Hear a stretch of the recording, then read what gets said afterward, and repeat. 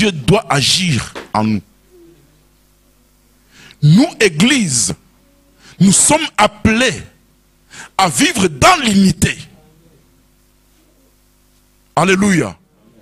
Nous sommes appelés à vivre dans l'unité. C'est pourquoi on nous a prêché. Donc, le mois passé, nous étions sous le thème de l'amour. Et vendredi au veillées, Papa Etienne nous a enseigné sur le pardon. Alléluia. Si on peut avoir la capacité de pardonner. Parce que nous devons vivre dans l'unité. Et c'est cette unité-là, comme Christ nous a montré. Il a dit, moi et le Père, nous sommes un. Vous devez être aussi unis, comme moi je suis uni avec le Père. Alléluia. Il nous demande cette unité. C'est cette unité-là qui nous conduira dans les airs lorsque le Seigneur arrivera. Lors de son avènement, quand il s'arrêtera dans les airs, c'est là où nous allons rejoindre notre Seigneur. Alléluia. Mais dans l'unité, dans l'amour. Le verset 4 dit, en ces temps-là, lorsqu'ils se sont mis ensemble, donc ils sont souvenus de Dieu, que notre Dieu existe, et ils ont tourné leur visage vers Dieu tout en pleurant. La Bible dit ici, ils marchaient en pleurant. C'est différent de s'asseoir et pleurer. Quand on marche en pleurant, c'est autre chose. Quand on s'assoit en pleurant, c'est aussi autre chose. Alléluia. Il marchait en pleurant. Marcher en pleurant, c'est-à-dire reconnaître ses fautes. Reconnaître que Dieu existe. Maintenant, je me souviens que mon Dieu, tu es là. Pardonne-moi parce que je t'ai tourné le dos depuis longtemps. Mais maintenant, je reviens à toi. Quelqu'un qui est assis en pleurant, c'est-à-dire, il est désespéré, il manque même la foi. Alléluia. Il n'espère plus. Il ne croit même pas que Dieu peut lui apporter une solution. C'est ça, s'asseoir et pleurer. Marcher et pleurer, c'est comme ils ont fait ici. Ils ont demandé pardon à Dieu. Ils ont reconnu l'existence de Dieu. Ils se sont revenus à Dieu. Alléluia. C'est pourquoi, au verset 1er de Jérémie 50, l'annonce est comme ceci. La parole que l'Éternel prononça sur Babylone, sur le pays des Chaldéens, par Jérémie le prophète. Verset 2, annoncez-les parmi les nations, publiez-les, élevez une bannière, publiez-le, ne cachez rien, dites, Babylone est prise, Bel est confondue, Marodac est brisé. Marodac, c'est le dieu babylonien. Il est brisé. Il n'a plus la force. Comme maman Thérèse a toujours l'habitude de dire, autel contre autel. Alléluia. Nous, c'est l'autel de Dieu que nous plaçons. Alléluia. Quand on place l'autel de Dieu, les autres autels sont brisés. Alléluia. C'est ce qui s'est passé. Mais il y a une exigence que Dieu nous exige. C'est dans le verset 4 que nous venons de lire. Alléluia. C'est ça qui nous apportera la force de briser, de détruire les autels étrangers.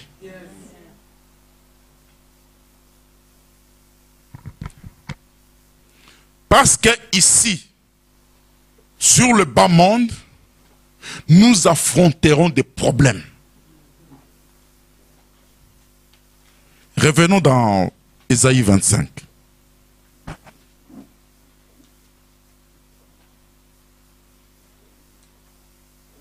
Et dans ce verset 2, on nous dit toujours, on nous dit aussi, la cité forte est en tas de ruines. La forteresse des barbares est réduite. Jamais elle ne sera rebâtie. Alléluia. Et le verset 3 nous dit, c'est pourquoi les peuples puissants te glorifient. Les villes des nations puissantes te craignent. Alléluia. Ce que Dieu a fait en Égypte, ce qu'il a fait contre Babylone, toutes les nations aux alentours ont vu ce que Dieu a fait. Alléluia. Dans ta vie chrétienne, quand Dieu opère des miracles, bien-aimé, tu dois t'assurer que le monde des ténèbres qui te menace, qui t'attaque, quand tu vois ce que Dieu reproduit, le miracle que Dieu fait, il tremble. Alléluia. Mais ils ne te le diront pas. Mais ils sont là tremblants. Alléluia. Bayebi o nzamba sali katinayo.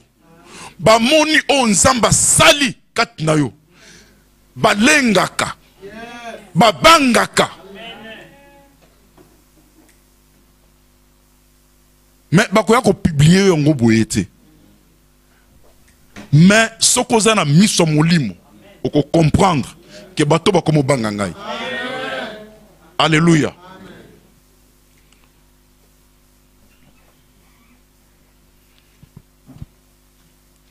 Le verset 4. Tu as été un refuge. C'est là où vraiment ce message est concentré. Je concentre mon message dans ce verset 4. Tu as été un refuge pour les faibles. Pour nous les faibles. Un refuge pour le malheureux dans la détresse. Un abri contre la tempête. Un ombrage contre la chaleur. Car le souffle des tyrans est comme l'ouragan qui frappe une muraille. Alléluia. Il y a trois choses dans ce verset 4. Il y a la tempête. Il y a la chaleur brûlante. Et il y a l'ouragan. Amen. La tempête.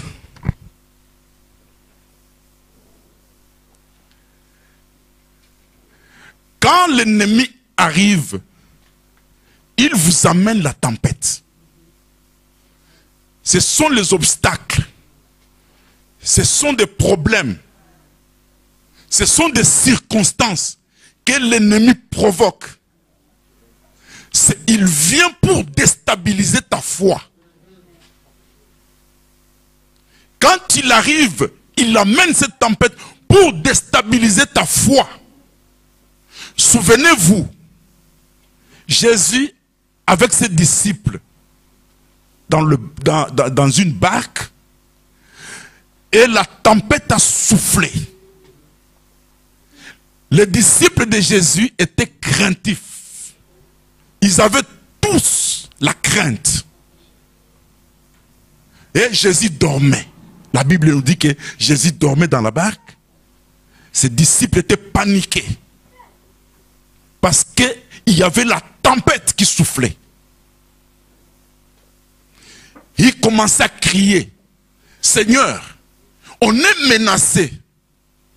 Mais toi tu dors. Alléluia. Quand Jésus s'est réveillé de son sommeil, il dit, gens de peu de foi.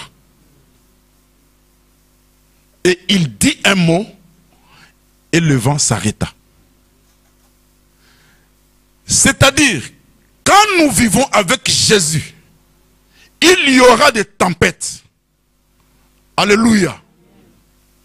Mais il faut savoir que quand tu te confies à Jésus, quand tu as cette assurance que je suis en Jésus, quand tu sais que tu es avec lui, tu dois savoir que la tempête soufflera et ça ne te fera rien du tout.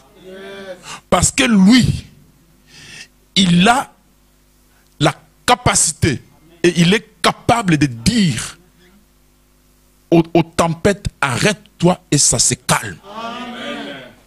Alléluia. Amen. Il n'a pas changé. Il est le même hier, aujourd'hui et pour toujours. Amen. Alléluia. Mbonge ekoya, mi pepe ekoya. Mais yo, kwa isa kondimana yo te. Kondimana yo etangwa te. Batela kondimana yo, yeba ke yeso azali. O ezo eza mpepe ekoleka. C'est-à-dire, quand la tempête arrive, la tempête menace pour te faire sortir de la montagne où toi tu te réfugies. Dans Psaume 91, la Bible dit, c'est lui qui demeure sous l'abri du Très-Haut, repose à l'ombre du Tout-Puissant. Alléluia. Ça c'est une assurance. C'est lui qui demeure sous l'abri du Très-Haut, repose à l'ombre du Tout-Puissant. On dit repose. La Bible dit bien repose à l'ombre du Tout-Puissant. Repos. Alléluia. C'est-à-dire kimia.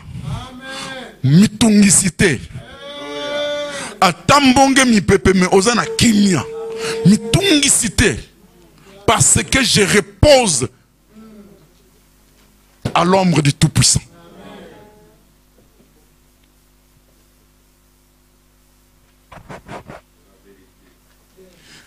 Et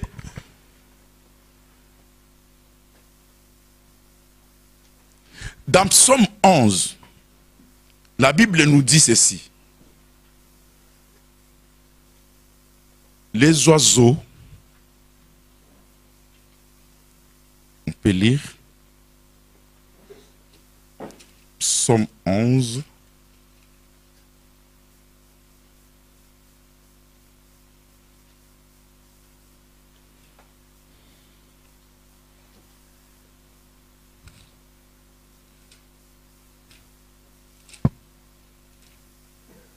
Psaume 11, au chef des chantres de David, c'est l'Éternel que je cherche un refuge. Comment pouvez-vous me dire, fuis dans vos montagnes comme un oiseau? Alléluia. Nous avons une seule montagne comme abri. Alléluia. Nous nous abritons la montagne du Très-Haut. Et quand la tempête arrive, la tempête frappe. Parce que quand la tempête frappe, que font les oiseaux? Ils se déplacent. Ils fuient la montagne pour aller dans d'autres montagnes. Aller se réfugier dans d'autres montagnes. Mais nous n'avons pas deux montagnes, mais nous avons une seule montagne. La montagne du Très-Haut. C'est là où nous avons notre refuge. Alléluia. C'est pourquoi, quand bien même la tempête pouvait souffler, tu dois demeurer toujours sur la montagne du Très-Haut.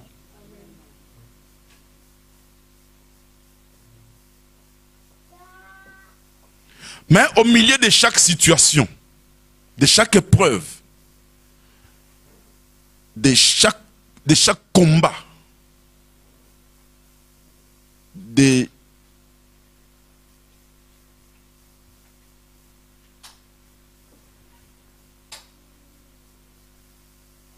de chaque obstacle, derrière toutes ces choses, il y a toujours un personnage. Il y a toujours un personnage qui se cache. Et cet personnage, il vient, c'est pour te faire déplacer de la montagne où tu es en sécurité, parce qu'il a tendu des pièges contre toi. Alléluia. Il tend toujours des pièges. Dieu sachant que si je ramène, vous voyez, Égypte pour aller à Canaan, il y a aussi un chemin court. Alléluia. Mais Dieu a pris Israël pour les ramener dans un chemin contourné. Alléluia. Parce qu'il savait que sur ce chemin court, si je l'amenais, il rencontrerait des nations plus fortes que leur foi pouvait basculer. Alléluia. C'est pourquoi je te dirais, chaque épreuve dans ta vie, ne crois pas qu'il est plus costaud. Dieu ne te laissera jamais une épreuve qui te dépasse. Alléluia. Nzamba akotikate komekamo et lekio akotike la rayote. C'est ce qu'il a fait avec Israël. C'est pourquoi tu dois être déterminé devant toute épreuve. Tu dois savoir que derrière cette épreuve, j'ai la victoire. Alléluia. J'ai la victoire devant cette épreuve. C'est ça la vie chrétienne. C'est ça être à l'abri. C'est ça se cacher sur la montagne. Ça nécessite la foi. Cela implique la foi dans ta vie.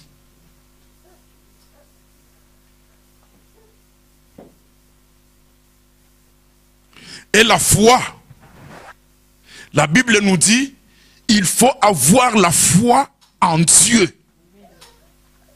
Alléluia. Ayez la foi en Dieu. Vous devez avoir la foi en Dieu à tout moment. À tout moment de la vie, il faut avoir la foi en Dieu. Et quand je vous parle de la foi, et le livre des Hébreux aussi nous dit, Hébreux 11, nous parle de la foi. Hébreux nous dit,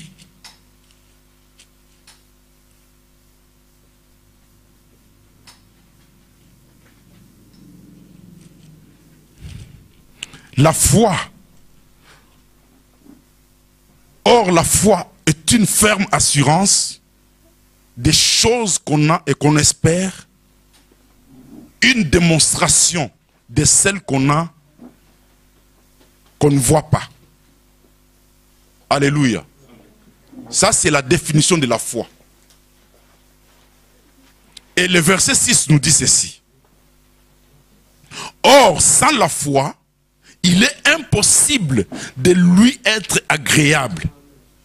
Car il faut que celui qui s'approche de Dieu croit que Dieu existe. Et qu'il est le rémunérateur de ceux qui les cherchent. Alléluia.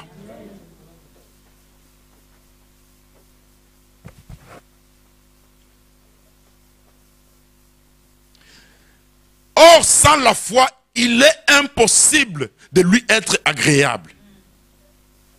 Si tu n'as pas la foi, c'est-à-dire, il te serait impossible de demeurer sous l'abri du Très-Haut. Si tu n'as pas la foi, tu ne demeureras pas sous l'abri du Très-Haut. Parce que les tempêtes viendront, tu partiras. Alléluia. Là, je parlais de la tempête. Et il dit, et il est le rémunérateur de ceux qui les cherchent. C'est-à-dire la foi est payante. Alléluia. Moto vandi na kondima. Donc, azana lifuti. Quand tu crois quelque chose, il faut croire et tu verras s'accomplir comme tu le penses. Alléluia. C'est comme maman Valérie a témoigné pour dire que non, je ne dois pas être malade. Alléluia. C'est sa foi. Elle a conjugué sa foi. Elle a dit, je ne dois pas être malade. Et du coup, elle a reçu la guérison. Alléluia. Parce que notre Dieu, c'est un Dieu qui guérit. Alléluia. Chaque obstacle qui se présentera, chaque proposition qui arrive, contraire à la parole de Dieu, alléluia, devient un obstacle. Et si tu l'acceptes, tu te mettras hors de l'abri de Dieu. Maintenant, je voudrais parler de la chaleur brûlante. Oh, on a débordé l'air. Hein? Est-ce que je peux? La chaleur brûlante, c'est quand on se trouve hors l'abri du Très-Haut. Alléluia. C'est-à-dire, c'est le feu étranger. Le feu étranger viendra sur toi. Le feu étranger vient pour te ruiner, te faire du mal. Malgré que ce feu étranger, quand on amène ce feu étranger, quand le feu étranger arrive, ça semble être comme une proposition meilleure qui vient de la part de Dieu. La Bible dit que il se déguise comme l'ange de lumière. Alléluia. Ils viennent avec des propositions. Ils viennent avec des choses pour t'attirer. C'est ça qui cause beaucoup de problèmes dans nos vies. C'est ça qui cause aussi beaucoup de problèmes dans nos églises. Alléluia. On a débordé l'air, donc on a un message. Bon, je parle de chaleur brûlante. Bon, il nous restera de l'ouragan. Amen.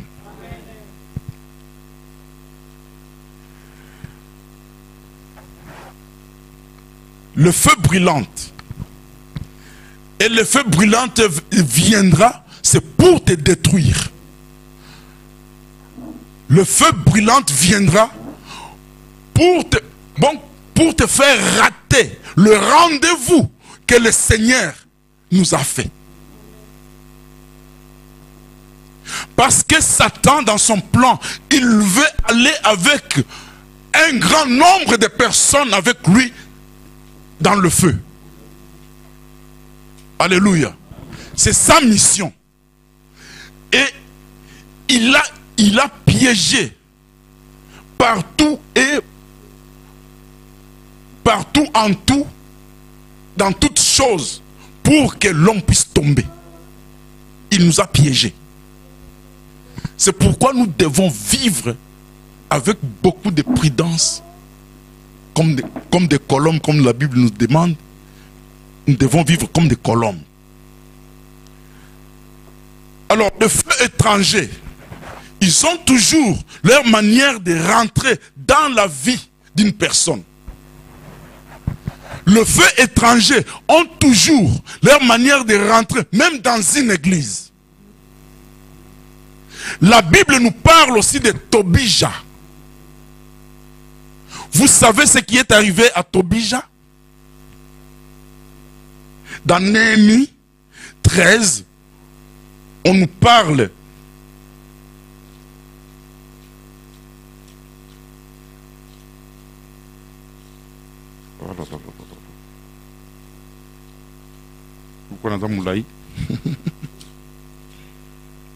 Néhémie 13. Néhémie 13, verset 7.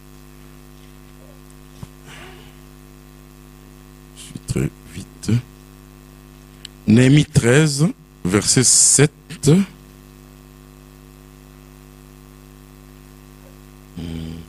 À la fin de l'année, j'obtiens du roi la permission de revenir à Jérusalem et je m'aperçus des mal qu'avait fait Eliaskib. Eliaskib était le sacrificateur en disposant une chambre pour Tobija dans les parvis de la maison de Dieu. J'en éprouvais un vif déplaisir et j'étais hors de la chambre tous les et je jetais hors de la chambre tous les objets qui étaient à Tobija, qui appartenaient à Tobija. Voilà. J'ordonnais qu'on purifie les chambres et j'y replaçais les ustensiles,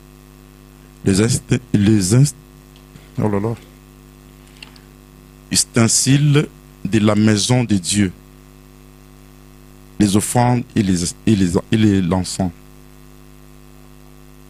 C'est-à-dire dans la chambre des trésors où on gardait, c'est là le lieu où on gardait le bien de l'église, du temple.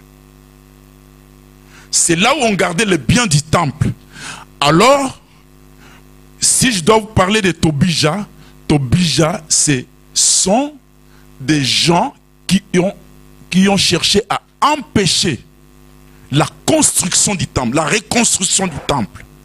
Tobija, Sambala, les Ammonites, les Arabes. Donc ce sont des gens qui ont empêché, alléluia, ils empêchaient la reconstruction du temple. Mais là, parce que les sacrificateurs étaient ils ont marié, ils étaient les beaux-pères, disons, les beaux-pères avec Tobija, et maintenant il lui a cédé une place dans le temple de Dieu. Alléluia. C'est comme dans ta vie, tu peux aussi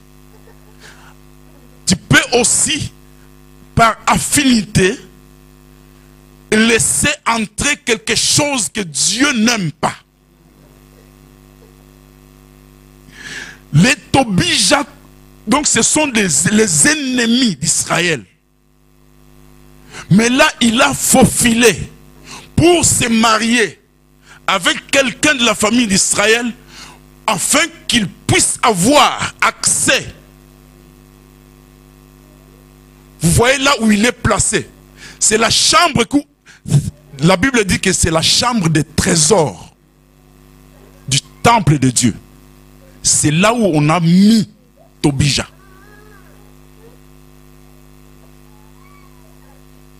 Il y a beaucoup d'histoires. Il y a des histoires semblables dans la Bible. Il y a Goeg, il y a tout ça. Donc, il faufile pour entrer, pénétrer dans une vie. C'est pour détruire. C'est ça leur mission. Bah, église, il faut tout ça là, attention. Pas trop d'affinité. Mais nous devons nous dire des vérités. Nous devons nous asseoir dans la vérité. Parce que l'ennemi viendra d'une manière ou d'une autre que vous ne savez pas. C'est pourquoi je dis toujours, ayez besoin du Saint-Esprit. Ayons l'esprit de discernement. Ayons l'esprit de révélation. Alléluia. Bon, je dois m'arrêter là. Je crois que je n'ai pas fini les messages, mais je m'arrêterai là. Faute de temps. Mais Dieu est bon. Par son amour, il accomplira son plan merveilleux. Parce que c'est lui qui dit, comme je disais, les livres d'Ésaïe, j'aime beaucoup. Ésaïe 59, il dit, ma main n'est pas courte, ou mes oreilles ne sont pas sourdes, mais ce sont vos péchés qui m'empêchent d'agir. Dans Ésaïe 60, il dit, le monde est couvert du ténèbre, l'homme vit dans l'obscurité totale. Ésaïe 61, il dit, l'Esprit du Seigneur est sur moi, il m'a oint pour annoncer des bonnes nouvelles aux pauvres, pour libérer les captifs. Ésaïe 62, il dit, en ce qui concerne Sion, je ne me tairai point. Je ne prendrai pas du repos jusqu'à ce que,